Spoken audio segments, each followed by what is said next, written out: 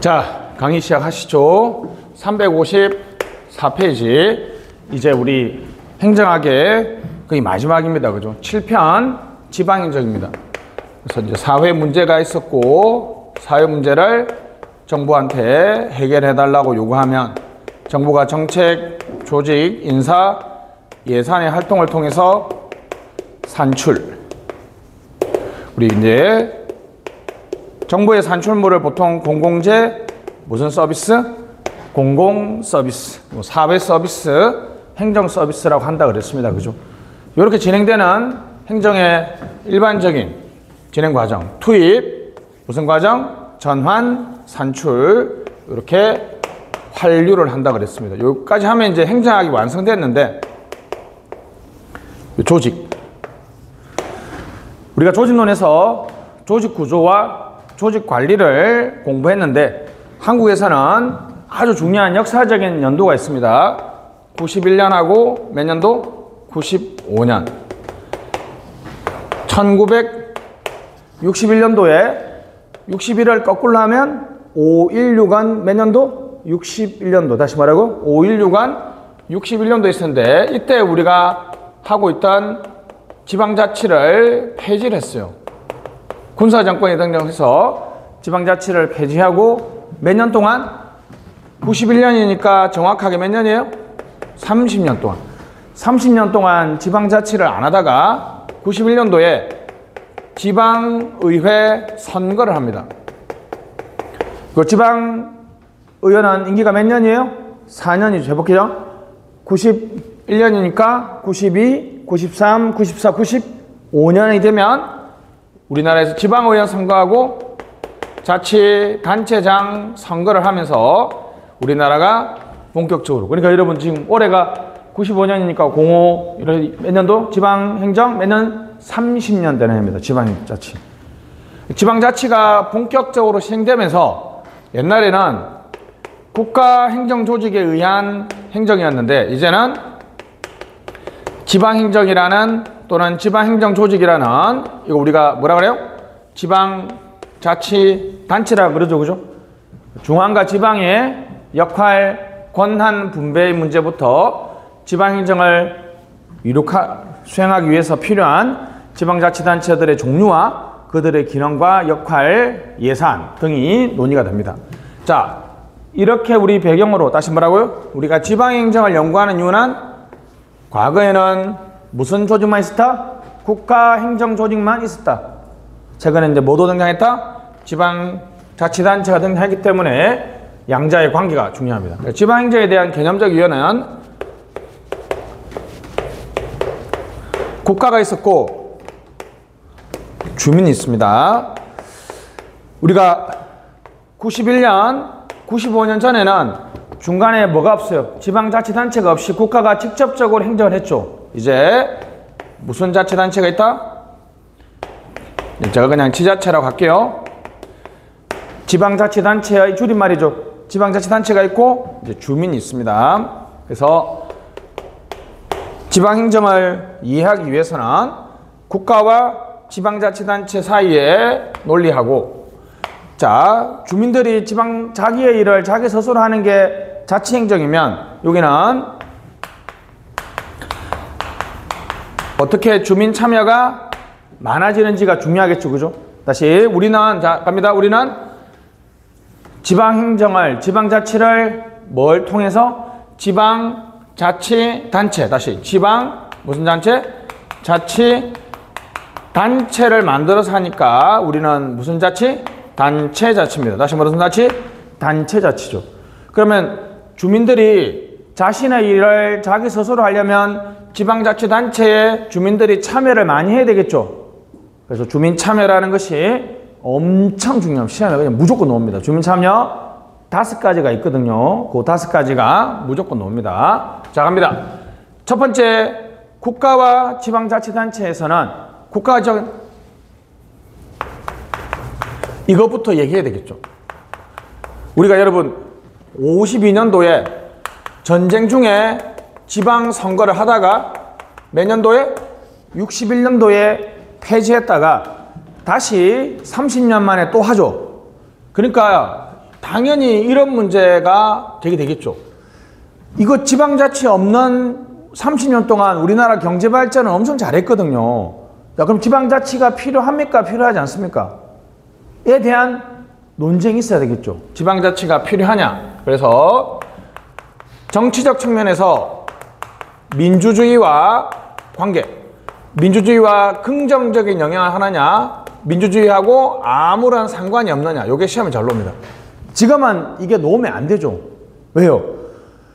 이미 지방자치를 한 지가 몇 년이 지났습니까? 이제 30년 지났는데 아직도 지방자치가 필요하냐 이런 식으로 물어보는 거는 이게 객관식이니까 놓지, 만약에 주관식의 이슈를 쓰는 시험이었으면 이런 거 필요 없죠. 왜냐면 이미 30년 전에 하고 있는데. 그죠? 그 다음에 경제적 필요성. 경제적 관점에서는 사실 필요성이 덜하죠. 예를 들면 봅시다. 인천이라는 관점이 있고요. 자, 인천에 구가 6개 정도 있다고 합니다. 계양구가 있고, 송도가 있고, 부평이 있고, 미추홀이 있고, 뭐 서구가 있고, 뭐 대충 있겠죠. 이렇게 합시다. 자, 그러면 자, 이렇게 지금 작은 쪽으로 쓰레기 소각장을 10억짜리를 6개 건설하는 것보다는 인천시라는 관점에서 60억짜리 큰 걸 하나 만드는 게 더 효율적이잖아요. 그죠? 무슨 경제? 규모의 경제를 발휘할 수 있죠. 지방자치를 해서 자치단체를 세분화하면 주민들이 참여하는 건 좋아질 수 못했지만 이게 경제적 필요성에서 이게 시험 잘 나옵니다. 규모의 경제에 발휘할 수 있다 없다? 지방자치는 규모의 경제. 다시 규모가 커지면 커질수록 경제적이겠죠. 인천이 아니라 이제 어떻습니까? 수도권 이렇게 수도권 관점에서 쓰레기 소각장을 크게 만들면 엄청 더 크고 시설이 좋은 거 만들 수 있잖아요. 그죠? 그러니까 지방자치 자꾸 이렇게 쭉 작은 단위로 지방자치를 하면 규모의 경제에 좋다 안 좋다? 좋지 않습니다. 좋지 않아요.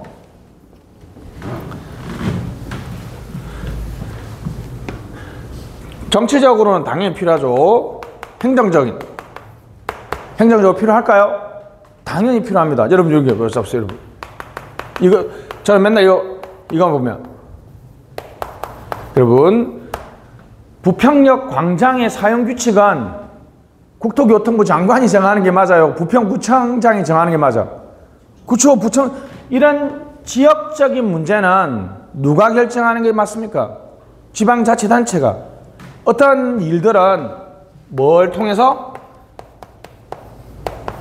분권을 통해서 하는 게 좋거든요. 근데 예를 들면 부평구가 국방 업무를 하는 거는 전혀 바람직하지 않죠. 국방이라는 거는 어떤 단위에서 해야 돼요? 국가 단위에서 해야 되니까.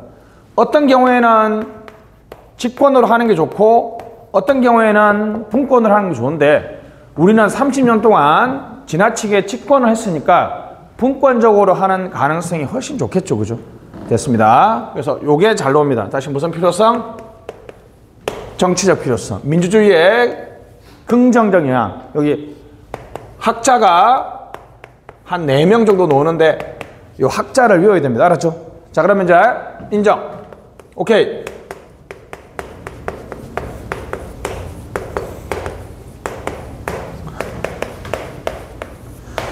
인류 역사에 엄청난 논쟁이 있었죠. 바로 이거죠. 자, 우리가 1789년 프랑스 대혁명과 미국이 건국되면서 그냥 한번 들어보세요.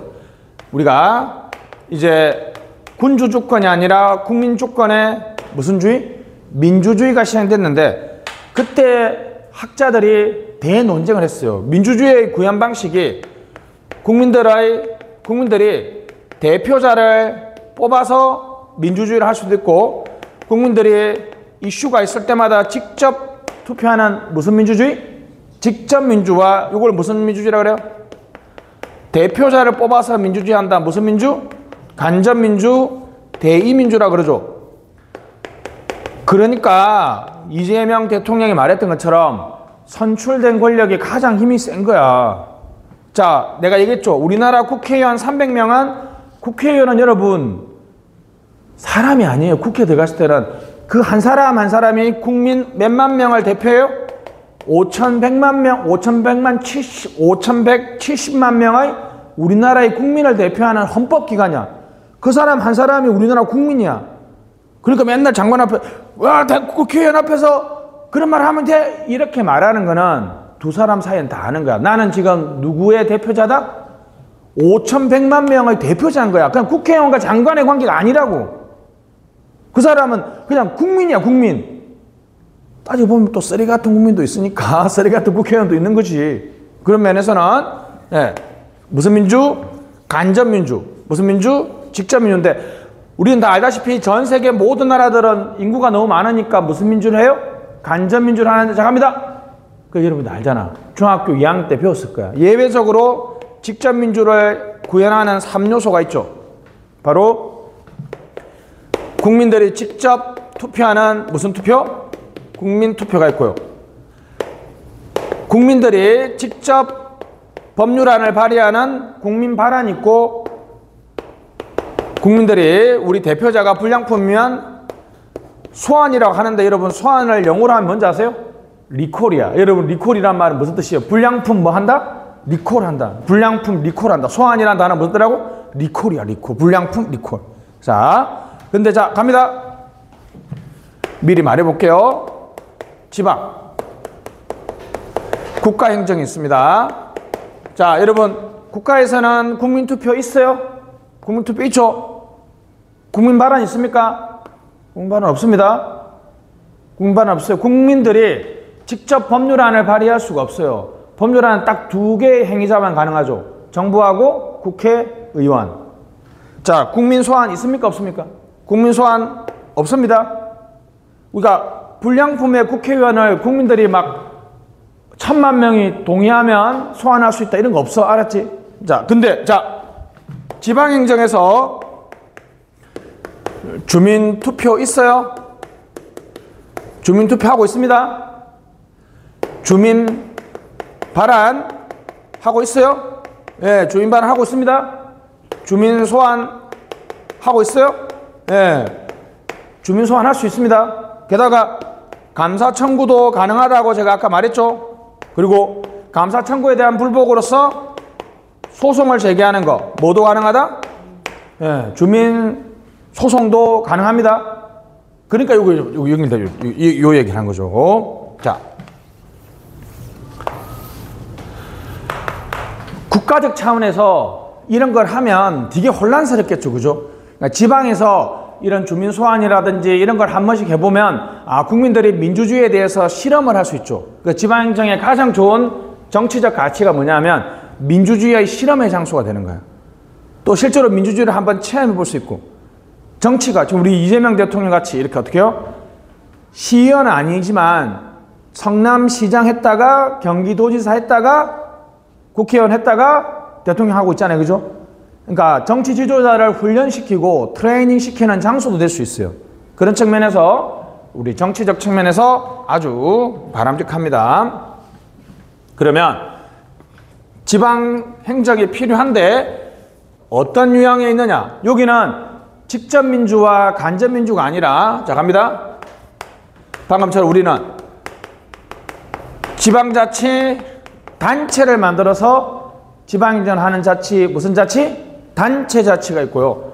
주민들이 스스로 자신의 문제를 직접 해결하는 무슨 자치가 있다? 주민자치가 있습니다. 다시 무슨 자치와 무슨 자치? 단체 자치와 주민자치가 있습니다. 기본적으로 요거 구분하는 문제가 시험에 미친 듯이 많이 나옵니다. 정말 많이 나옵니다. 자 갑니다. 일단은 요 하나만 생각하면 돼요. 됐습니다. 단체 자치는 지방의 모든 이런 국가 거예요. 국가 거. 다시 말하고 국가 거. 다시. 근데 지방 주민자치는 지방의 모든 이런 지방 거야. 알았죠? 그러니까 국가가 이런 국가가 모든 지방의 일을 국가가 하는데 요거는 니들이 자치단체를 만들어서 하면 좋겠다라고 해서 국가가 지방자치단체에게 전례준 무슨 건설? 전례건설. 다시 무슨 건설? 국가가 권리를 부여해줬다. 무슨 설? 국권설이에요. 다시 무슨 권설? 국권설, 전례권설. 자, 주민자치. 여러분, 제가 첫날에 했던 너무 50회를 지나와서 잘 모르시겠죠? 미국은 메이플라워를 타고 미국 사람들이 미국에 정착해서 영국의 식민지가 되던 이 100년 동안에 국가도 없고 경찰도 없고 치안 소방도 없는데 잘 살았다 그랬죠. 그때 이 사람들은 자기 동네의 문제를 자기 동네에서 모여서 서로 상의하고 공동체 일을 다 결정했다고. 이게 바로 타운 미팅이라는 거야. 요즘에 지금 이재명 대통령이 강원도 충청도에 무슨 미팅? 타운 미팅을 하는 게 바로 요 단어. 그러니까 이 사람들은 우리 지방의 모든 일은 누구 거예요? 지방자치단체 거야. 우리는 지방자치가 하늘이 부여해준 인권이야. 다시 무슨 권? 천부인권. 하늘이 부여한 인권이니까 이걸 없앨 수가 있어요, 없어요? 자, 우리나라 헌법의 가장 큰 문제점이 생명권이 규정이 없어요. 생명권의 규정이 우리 헌법이 없거든? 그러면 우리 국민들은 생명권이 없는 거예요?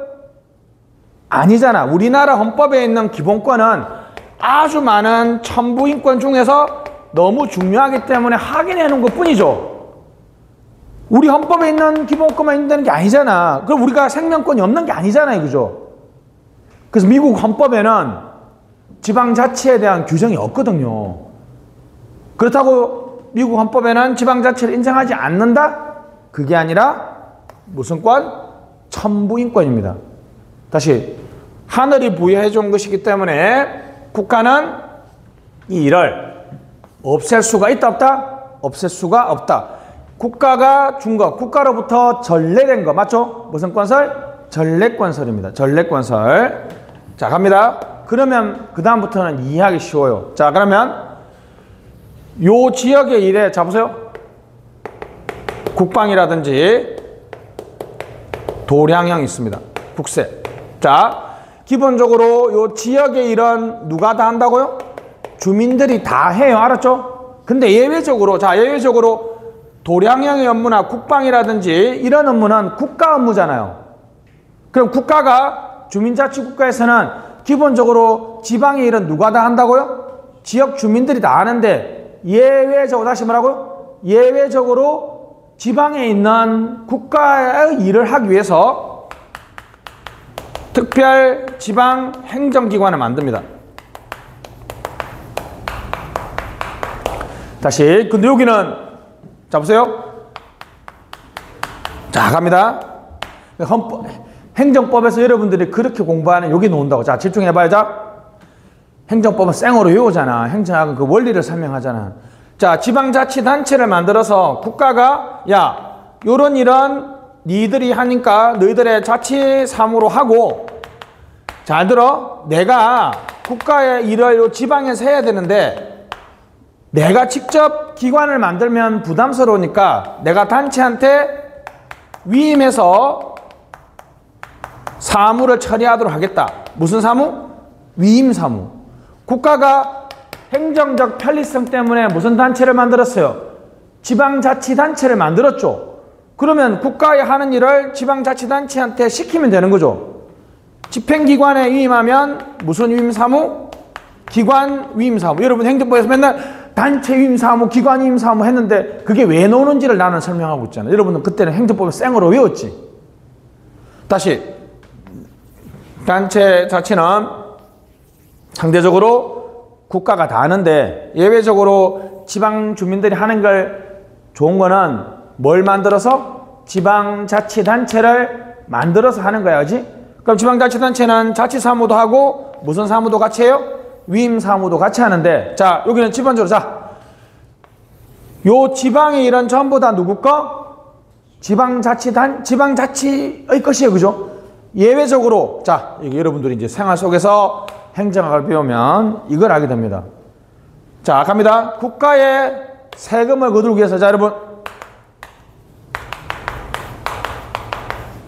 국세청이 있습니다. 들어봤죠? 국세청이 인천에 있는 국세를 거두기 위해서 만든 특별지방자치단체가 무슨 서요? 세무서죠.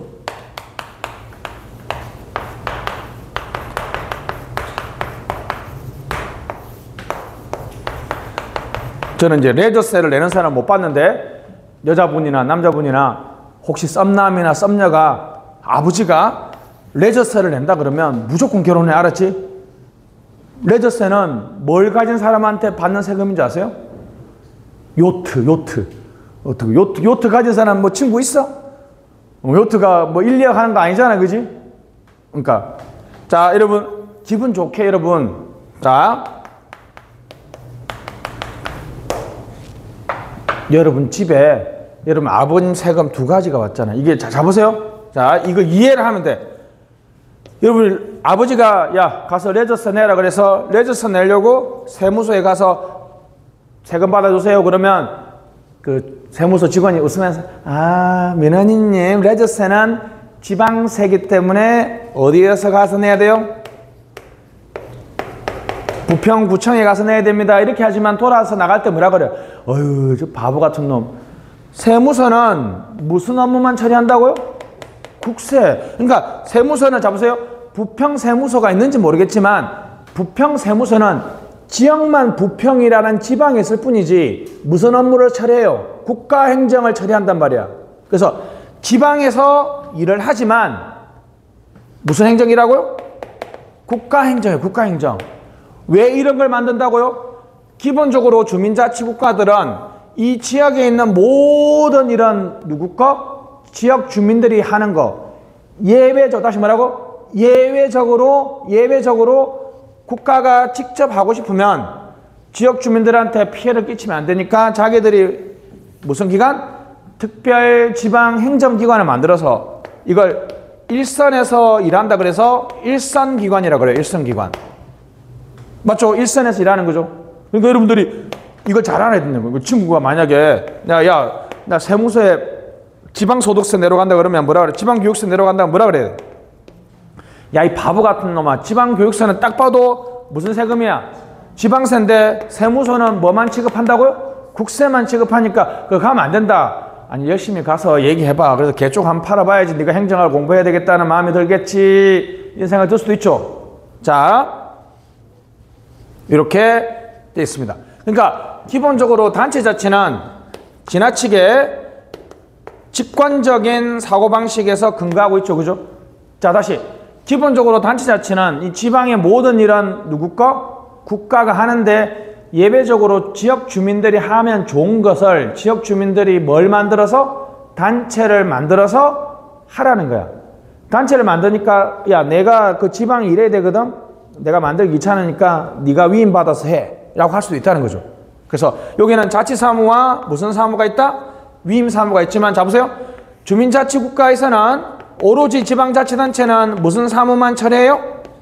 자치사무만 처리하고 국가가 지방에 있는 자기를 하기 위해서는 무슨 기관을 만들 수밖에 없다? 특별지방행정기관을 만들 수밖에 없죠. 자, 근데 요걸 잘 봐야 됩니다. 요게 개별지정주의입니다. 자치권을 확인하는 방법이 있는데 이미 철학적으로 이 지역의 일들은 전부 다 누구 거예요? 지역 주민 거죠. 이걸 법률로 규정할 필요가 없죠. 근데 법치행정의 원칙상 야, 이 지방 주민이 이번에 요 사무를 우리가 하겠다라고 하면 그 사무 하고 싶으세요? 그러면 영국이라 갈게요. 영국의 의회가 지방자치단체가 요구를 하면 이 의회가 그걸 확인해서 그걸 법률로 지정해줘요. 무슨 지율? 개별적 지정. 근데 재밌는 게 뭔지 아세요? 재밌는 게? 그러면 옆에 있는 자치단체는 이 일은 우리가 안 할게요. 이렇게 해버리면 우리나라에서는 말이 안 되지만 영국에서나 미국에서는 이게 가능해요. 왜요? 이 지역 주민들의 특성에 따라서 이 일을 자기들이 하기 싫다면 또 안 할 수도 있는 거죠. 그러니까 자치단체별로 사무가 일률적이지 않아요. 단체자치는 이렇게 포괄적인 예시주의입니다. 예시. 자, 예를 들면 우리나라에서는 8조에 국가사무를 이렇게 8개로 예시하고 있고요. 지방자치단체 사무를 이렇게 54개로 예시하고 있어요. 예를 들면 이렇게 한번 봅시다. 국가적 통일성 필요. 국가적 통일성이 필요한 사무는 지방에서 하면 안 되겠죠. 예를 들면 여러분, 인천에는 키를 인치로 재고 서울에는 키를 센치로 재고 부산에는 미터로 재면 어떻습니까? 나라가 안 되겠죠. 도량형 같은 경우에는 자 한번 봅시다. 도량형 같은 경우에는 국가적 통일성이 필요하죠. 자 예시를 여러분 예시를 해놓고 갑니다. 자 이게 중요합니다. 예시를 해놓고 해석에 따라서 국가사무가 될 수도 있고 지방사무가 될 수도 있어요. 근데 어찌됐든 간에 지방사무가 되면 모든 자치단체들이 똑같이 지방사무를 하는 거죠. 예를 들면 요즘 문제되는 거 절약. 인천에는 절이 없는데 예를 들면 송광사가 있고 조계사가 있고 해인사가 있습니다. 그래 웃자고 합시다. 절을 방문할 때마다 해인사는 8만 대장경 보관해야 된다면서 5,000원 받고 조계사는 무료입니다. 송광사는 가보면 송광사는 여러분 무조건 가야 됩니다. 연인끼리 무조건 가면 좋은 데가 어디예요? 송광사. 송광사는 너무 좋습니다.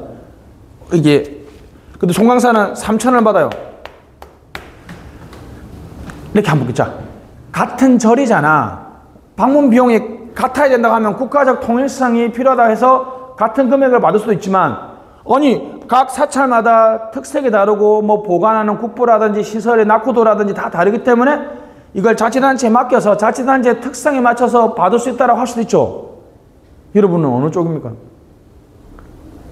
그게 중요한 게 아니라 국가적 통일성 유지라고 예시를 했잖아. 예시를 했는데 해석에 따라서 무슨 사무도 될 수 있고 국가사무도 될 수 있고 지방사무도 될 수 있으니까 이게 상당히 어떤 면에서는 지방자치를 사실상 무력화시킬 수도 있어요. 실제로 그렇습니다. 우리나라 지금 국가사무가 70%고 부평구에서 하는 일이 100개면 70개는 여전히 국가사무예요. 자치사무는 22%밖에 안 돼요. 여전히 무슨 사무가 많아요? 국가사무가 많은데 여기는 기본 전제가 무슨 사무예요? 모든 사무는 누구 거? 지방자치 거. 우리가 하겠습니다라고 하면 개별적으로 지정해 줍니다. 됐습니다. 그래서 주민자치와 단체자치에 대한 내용을 봤고요.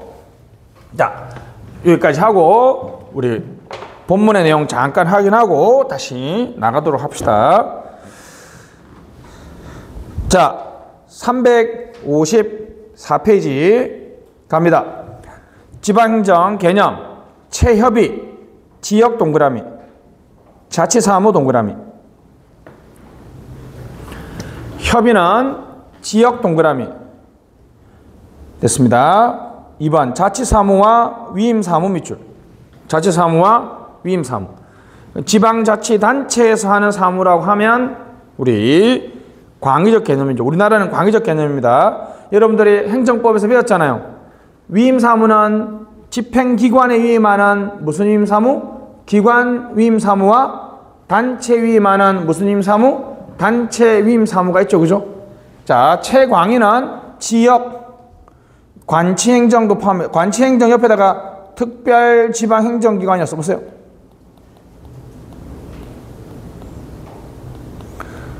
세무서, 다시 뭐라고요? 세무서는, 이런 부평세무서는 부평구라는 지방에 있을 뿐이지, 그거는 국가행정이에요? 자치단체 행정이에요?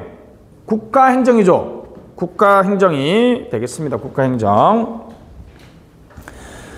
특징 넘어가시고 3요소 주민 동그라미, 지역 동그라미, 자치권.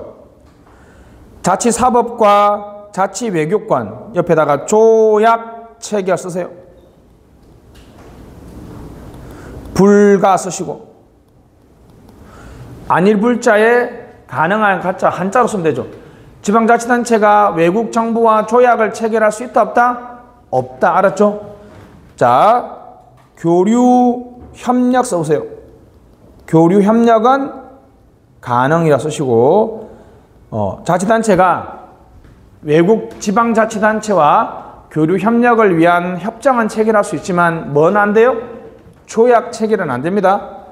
자치사법은 예를 들면 여러분, 인천은 사형제도를 하고 서울은 사형제도를 안 하는 건 안 돼요. 알았죠? 사법은 우리나라에서 자치사법 인정 안 됩니다. 미국은 근데 재밌는 건 뭐예요? 여러분 알죠? 여러분, 미국은 주별로 사형을 하는 데도 있고 안 하는 데도 있죠. 그죠? 미국은 주가 자치단체가 아니야. 주는 하나의 국가에 가깝습니다. 국가에. 자, 중앙집권과 지방분권. 지방분권의 장점 동그라미. 지역 특성 체크. 2번. 주민의 정치의식 수준 향상. 자, 민주주의 학교라고 써보세요. 실험장. 투표를 많이 하고 지방 정치에 관심을 가짐으로써 민주주의 학교나 훈련장이 될 수 있다는 거죠. 3번 종합행정, 종합처리 밑줄. 무슨 처리? 종합처리 밑줄. 이거 차이가 뭐냐면 자 보세요 여러분. 이것도 상당히 재밌죠 여러분. 자 갑니다.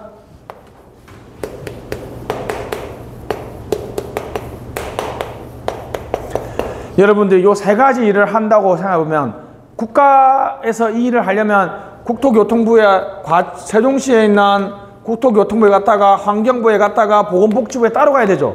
근데 여러분 부평구에 가보면 여기 국토도 있고 민원도 있고 보건도 있고 환경도 있고 한 3층에 다 몰려있죠. 여기는 따로따로 방문해야 되지만 여기는 한 방에 다 제공해 주죠. 무슨 행정? 종합행정. 무슨 행정? 종합행정. 지방행정은 무슨 행정이다? 종합행정이다. 분권의 단점.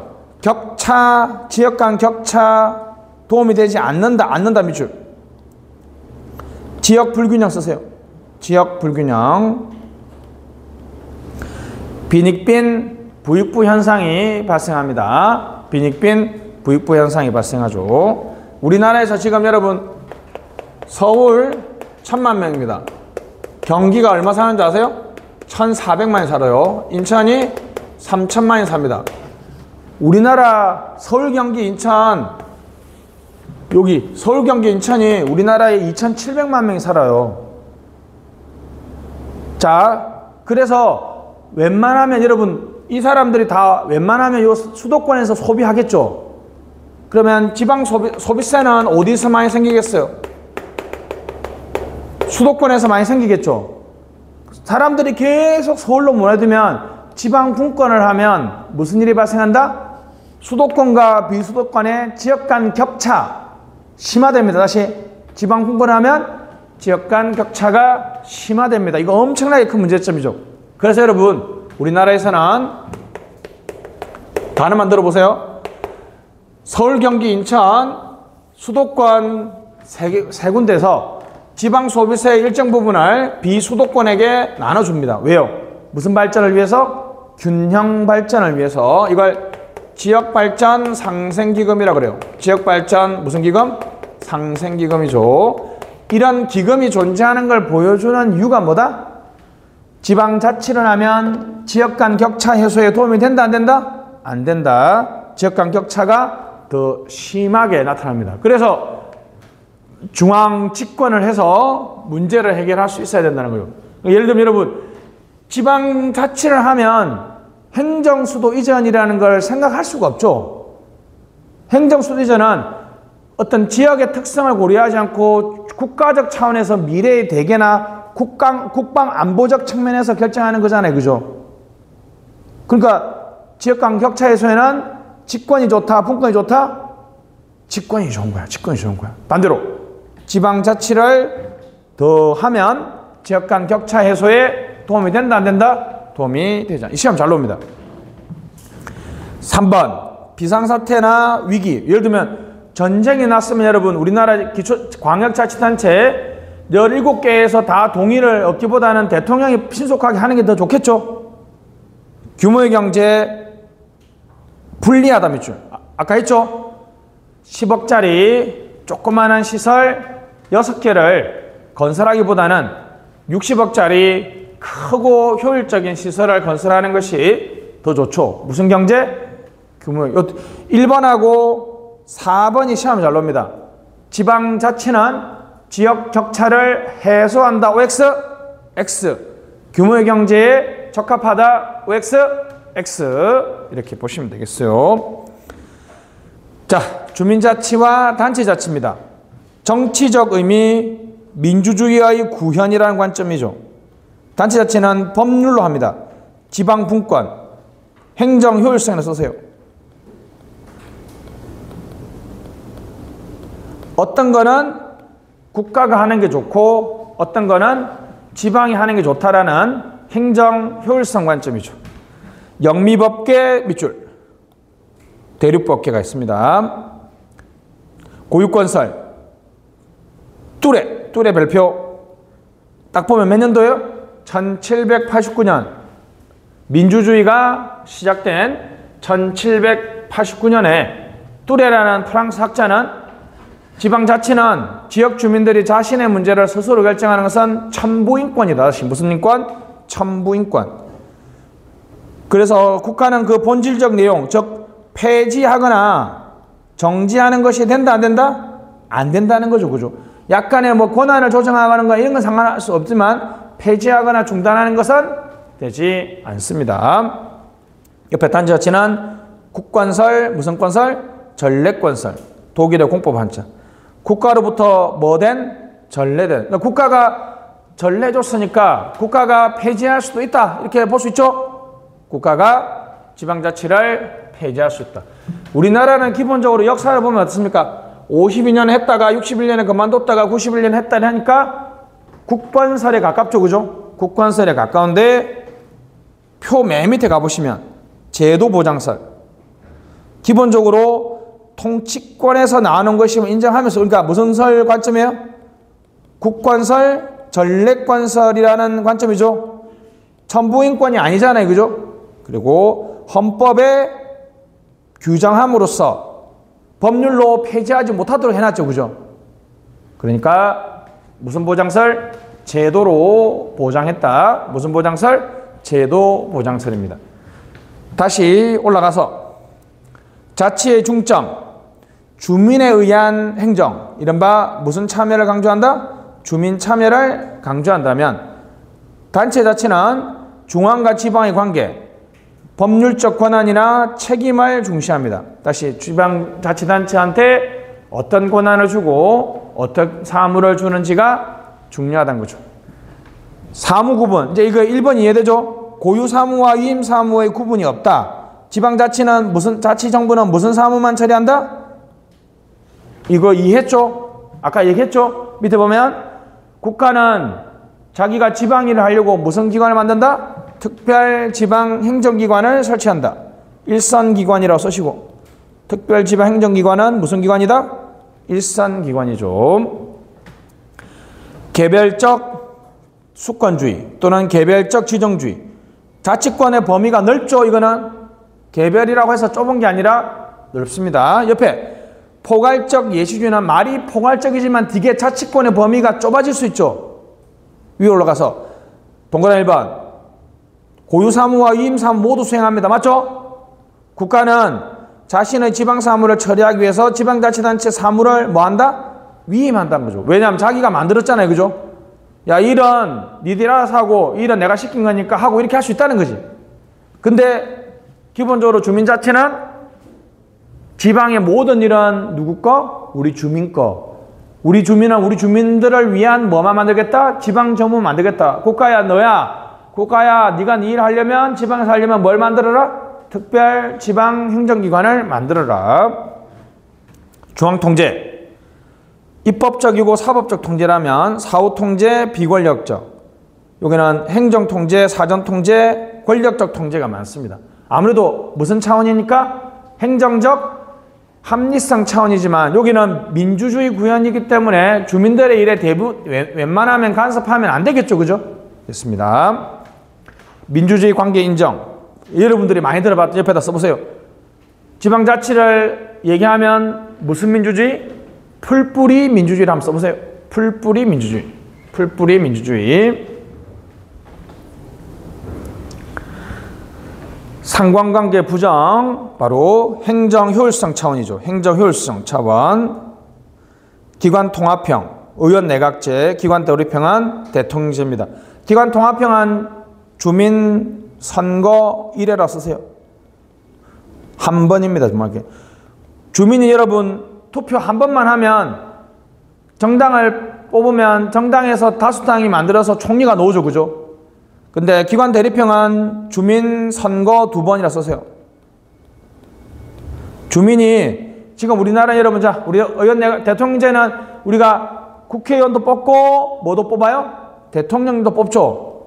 2개를 선거를 2번 합니다. 자치단체.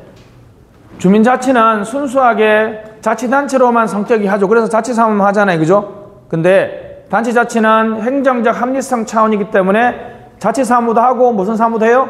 위임사무도 하잖아요. 그죠? 위임사무를 할 때는 국가의 하급 행정기관이라는 측면에서 합니다. 국가의 하급 행정기관이라는 측면에서 한다는 거.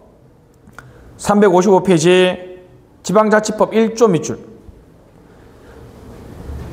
요게 시험에 한번 나왔어요. 민주적 동그라미, 능률적 동그라미, 균형 있게 동그라미. 요 3개 나왔습니다. 민주적이고 능률적으로. 민주적이고 능률적으로 수행한다. 민주적이고 능률적으로 수행한다.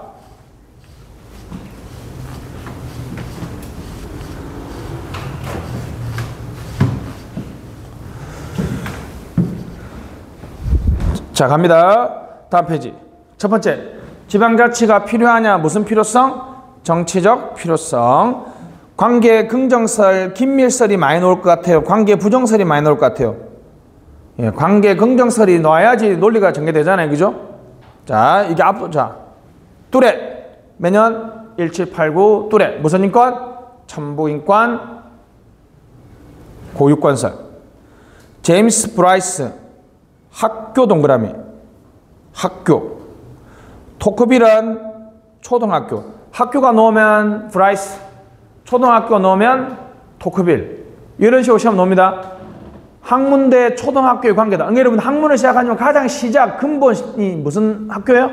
초등학교죠. 그러니까 민주주의의 가장 근본이고 기초다라고 얘기하는 거죠. 학문과 초등학교면 누구? 토크빌. 최고의 학교다 놓으면 뭐야? 브라이스. 라스키. 당신은 내 인생의 동반자. 동반자 라스키. 다시 뭐라고요? 동반자 라스키. 고향은 스미스. 다시 뭐라고요? 고향은 스미스. 무식하게 이렇게 놉니다. 학교 브라이스. 초등학교 토크빌. 동반자 라스키. 이런 식으로 단순 무식하게 놉니다. 부정하는 사람들은 독일 공법학자들인데 국관설이죠. 랭그로드, 물랑, 벤슨, 켈젠, 국번. 그냥 눈팅만 해요. 알았죠? 이 사람들은 내용은 안 나와요. 그냥. 그래서 뭐 위에 3개 넣어놓고 이런 식으로 합니다. 물랑은 학문과 초등학교의 관계를 했다. 틀렸죠? 물랑이 주장한 게 아니라 누구? 토크빌이 주장한 거잖아요. 그죠? 그런 식으로 놓으니까 이 사람은 내용 필요 없고요. 특이하게 제임스 매더슨 별표. 미국 4대 대통령이니까 지방자치를 옹호한 것처럼 보이잖아요. 그죠? 읽어볼게요. 다수의 행포 전제 별표. 지역사회에서 동일한 이해관계를 가진 다수의 사람들이 소수의 이익, 권리를 무시하는 현상이 발생하기 때문에 연방제와 같은 통치 권력의 확대 밑줄 다수의 행포를 막을 수 있을 수 있다는 거죠. 상대적으로 지방자치에 대한 부정적 관점이죠. 여러분, 예를 들면 윤정 무슨 동에 살아? 고잔동. 좋네. 대충 합시다. 요런 우리 그냥 알았어. 압구정동. 압구정이 여러분 한 명의 호죠. 호. 몰랐어? 한 명에 있잖아. 칠사동이 계유정난의 그 주인공 한 명에가 말년에 그때는 이제 강남이 허벌판이에요. 그치? 거기에다가 정자를 하나 짓고 살았다. 거기가 압구정이야. 그 정자가 지금도 있어. 그게 지금 이름이 됐지. 압구정동 수준에서 주민자치를 하면 압구정동에서 다수에 있는 사람들이 모든 걸 다 해먹겠지. 근데 뭘로? 강남구로 하면 전체 인구에서 요 압구정에서는 다수인 사람들이 강남구로 하면 또 그렇게 다수가 안 될 수도 있잖아. 통치 권력을 확대하면 할수록 뭘 막을 수가 있어요? 어떤 특정 지역의 다수를 차지하는 이 다수의 횡포를 막을 수 있다는 거예요. 자, 메디슨, 미국 4대 대통령 메디슨, 무슨 횡포? 다수의 횡포를 막기 위해서 통치 권력의 확대 밑줄, 통치 권력의 확대입니다. 됐습니다. 자, 밑에 표는 넘어가시고 지방자치와 관련된 다양한 이론도 있습니다. 자, 밑에 부정적 입장에서 딜런 체크 1868입니다. 1868 딜런의 법칙은 2번 지방정부의 주정부의 창조물 밑줄 주정부에서 부여한 권한만 한다. 이거는 무슨 설 입장이에요? 전략건설 입장이죠. 다시 무슨 설 입장? 전략건설 입장입니다. 다시 무슨 설 입장? 전략건설 입장입니다. 근 1868 옆에다가 역관주의 극복 방지 쓰세요. 딜런의 법칙은 역관주의를 극복하고 방지하려는 측면이 내포되어 있습니다. 그래서 역관주의를 못하게 아예 시정부를 없애버리려고 했던 것이 바로 무슨 법칙? 딜런의 법칙인데 1868에 3년을 더하면 1871이죠. 위에 쿨리 판사, 쿨리의 법칙 1871 밑줄. 미국에서 대논쟁이었죠. 1868의 딜런의 법칙은 야, 지방정부, 시정부 다 없애버릴 수 있다는 식의 판사의 판결이죠. 근데 1871에 디트로이트 시와 미시간 주사의 소송에서 쿨리 판사는 지방자치는 무슨 권리? 절대적이다. 헌법에 규정이 없더라도 자치권은 무슨 권리? 헌법상의 권리, 헌법상의 권리. 그러니까 이거는 천부인권적 관점이죠. 두 개가 시험 잘 놉니다. 딜런의 법칙은 지방정부의 부정적 관점이죠. 지방자치의 부정적 관점이지만 쿨하다, 쿨리 판사, 쿨하다. 무슨 판사? 쿨리 판사는 헌법에 됐습니다. 3번의 끝에 당시에는 채택이 안 됐는데 지금 현재 미국 지방자치의 지배적 사상은 딜런의 법칙이 아니라 무슨 판사? 쿨리 판사가 선언한 쿨리의 법칙이에요. 쿨리의 법칙은 뭐라고요? 헌법에 규정이 없더라도 지방자치는 천부인권이기 때문에 주가 지방자치단체를 지방정부를 없앨 수 있다 없다? 없앨 수 없다. 국룰 아니에요. 홍룰. 각 지방자치단체들이 자치헌장을 스스로 만드는 운동. 무슨 법칙? 홈룰 무브먼트. 그러니까 인천시가 우리 통치구조를 우리 스스로 만들겠다. 무슨 법칙? 홈룰 법칙입니다. 오체의 분권화 정리 밑줄. 그냥 답만 읽으세요. 오체의 분권화 정리는 직권이다, 분권이다? 분권이다. 지방정부가 공급하는 게 더 효율적이다. 밑줄짝. 오체의 분권화 정리는 조건이 동일하다면 국가가 서비스를 제공하는 것보다 누가 제공하는 게? 지방자치단체가 제공하는 것이 더 효율적이라는 거예요. 그러면 지방자치를 옹호하는 쪽이죠. 티브가서는 우리가 예전에 했죠. 다양한 자치단체들이 존재하면 주민들이 자유로운 이동을 통해서 공공서비스의 효율성에 대한 선호 표출을 할 수 있다는 것이죠. 그러니까 지방자치를 옹호합니까? 부정합니까? 다양한 지방자치단체가 존재해야 된다는 거니까 지방자치단체를 옹호하는 거죠. 보충성입니다. 소극 보충성은 사후적 보충성 밑줄, 적극 보충성은 사전적 보충성이에요. 자, 예를 들면 이런 겁니다. 자, 여러분, 부평역의 관리 문제를 국가가 바로 하기보다는 자 보세요. 부평구야, 네가 해봐라. 안 되면 인천시가 도와주고 안 되면 국가가 도와줄게. 너 먼저 해봐. 너 잘 안 되지. 그럼 내가 사후적으로 보충적으로 내가 도와줄게. 무슨 보충성? 사후적 보충성, 소극적 보충성. 다시 뭐라고요? 사후적 보충성, 소극적. 이거는 기초자치단체를 인정해주고 우선적으로 해보라는 거니까 지방자치의 긍정적인 거죠. 근데 이런 거 있잖아요, 여러분. 딱 봐도 네가 못할 것 같아. 내가 네가 할 수 있도록 사전에 적극적으로 도와줄게. 무슨 보충성? 사전적 보충성, 적극적 보충성입니다. 하여튼 보충성의 원칙은 기초 우선의 원칙인데 지방자치를 옹호합니까? 반대합니까? 지방자치를 옹호하는 거다. 그죠? 지방자치를 옹호하는 것이 되겠습니다. 자, 여기까지 하고 잠깐 쉬었다 합시다.